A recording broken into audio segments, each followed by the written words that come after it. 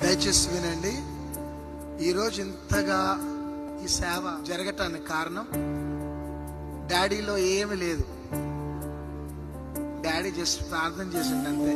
కానీ యెహోషువ ద్వారా, మమ్మీ ద్వారా గొప్ప విజయాన్ని దేవుడిచ్చాడు. ఇక సేవ మానేసేసి వెళ్ళిపోవాలా, ఇక్కడ ఏమాత్రం నన్ను బ్రతకనివ్వరని చాలా బాధతోని ఉన్నప్పుడు మమ్మీ వచ్చి నాతో అన్న మాట ఏంటంటే, చనిపోతే మనం ఇక్కడనే చనిపోదాం. హల్లెలూయా. ప్రభు కోసం మనం వచ్చినాం. ఒకవేళ చనిపోతే ఆయన కోసం చనిపోదాం, కానీ వెనకంజ వేయటానికి వీల్లేదు. కానీ నేను కృంగిపోయిన స్థితిలో ఉన్నప్పుడు మమ్మీ నన్ను ఎంకరేజ్ చేయటం బట్టి ఈరోజు మీ అందరి ముందు మమ్మల్ని నిలబెట్టారు. కాబట్టి మమ్మీకి మంచి ఆరోగ్యం దేవుడు ఇవ్వాలి. కొత్త సంవత్సరంలో అడుగు పెడుతుండగా ఇంకా మహిమలో నుంచి మహిమ, కృప నుంచి అధిక కృప, పరిశుద్ధతలోనికి అధిక పరిశుద్ధత. ప్రార్థన.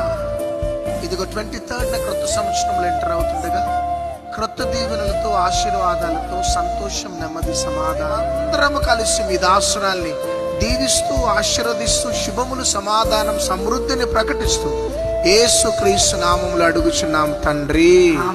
ఆమేన్.